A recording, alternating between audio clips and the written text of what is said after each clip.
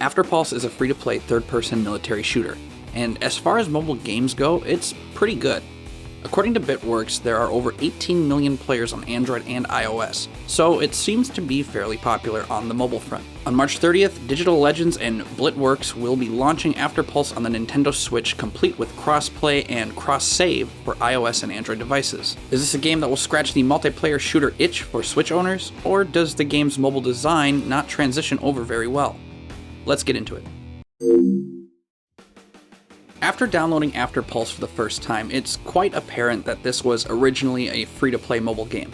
However, the Switch version isn't free and actually costs $19.99 on the eShop.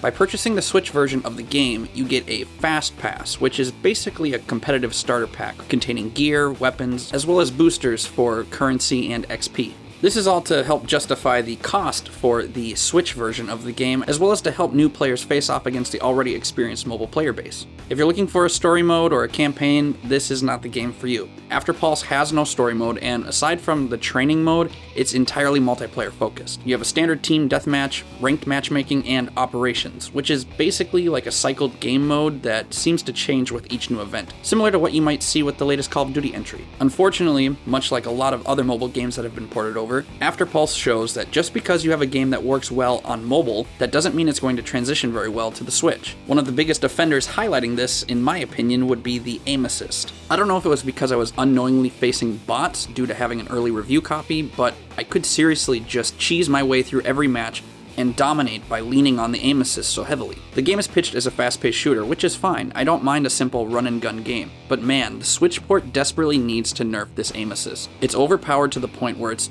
just barely fun or challenging. I would often find myself not even trying to aim and instead would just try to run amok through the map, spraying and praying, ending up with a 20-0 KD by the end of the match. For mobile devices, sure, you need a solid aim assist due to the touchscreen interface, but once you add physical controls to the mix, it just becomes too simple. On a more positive note, the game offers a lot of different weapons and gear combinations, each with the ability to upgrade or dismantle for resources to use for other future upgrades. I also like how there's a movement speed tied to the armor types, so you can't just beef up your guy with the best armor and then become an overpowered sprinting tank. There aren't a ton of maps, at least that I've experienced while playing, but the layout and design of each one that I played was solid. The sound design and music was nothing to really write home about, and frankly the music really just kind of felt like a cheap Call of Duty ripoff, but it all lent itself to a pleasant gaming experience nonetheless. In my personal opinion, I think the game is a little generic looking, at least in art direction.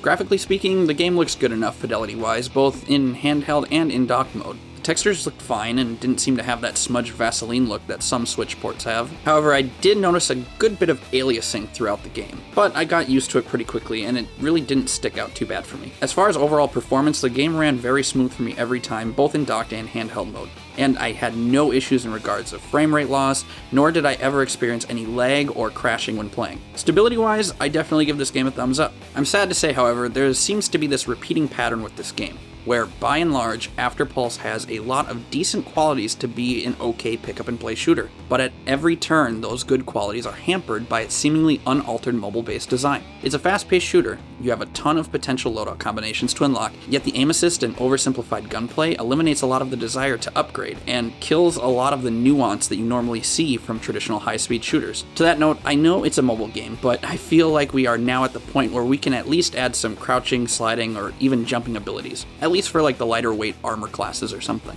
Adding these things and tweaking the aim assist could really provide a more fun and varied gameplay experience that would encourage the player to pursue other armor and weapon options, therefore getting the player more invested into the game, and from a publisher standpoint, possibly purchasing more microtransactions. But as it stands right now, a lot of it seems just like wasted potential. Lastly, I want to touch back on the topic of pricing.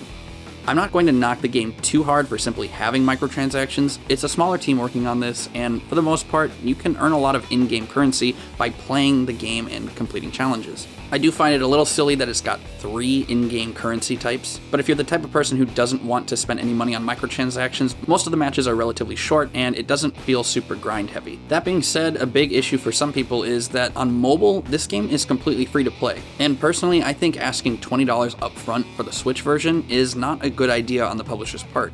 even with the starter pack that they give you for it. As a publisher, you want to get as many Switch owners playing this as possible, and a $20 entry fee for what is clearly a mobile game ported over, containing a bunch of COD-like microtransactions, it can really make a lot of people hesitant to try it out. Adding the $20 price tag also makes the player's expectations of the game much higher, so if you're delivering something that's just kind of middle of the road, it's going to seem a lot more lackluster when it has that price tag attached to it. Personally, I think the Switch version should also be free, just like in mobile. But even if they didn't make it free to play, and instead charged like $2 or $3 or something like that, whether you're trying it out for the first time, or if you're simply a mobile player looking to cross-play between devices with your account, it's an easier purchase to make at that lower price point. And frankly, I just don't think the $20 is justified with what is shown in its current state. If you're possibly thinking about getting Afterpulse, I'd say that you should either wait for a sale or try it on mobile first to see what it's about. As far as mobile games go, it's pretty fun, but judging it as a Switch game, if I were to give this game a grade, as it stands right now, I'd have to give it a middle-of-the-road C. It's not a bad game. I've definitely played worse. It's just kind of bland and has a lot that it could easily do to improve itself. If it just added a couple features and made some much-needed tweaks to the aim assist, I think this could easily be bumped up to a C+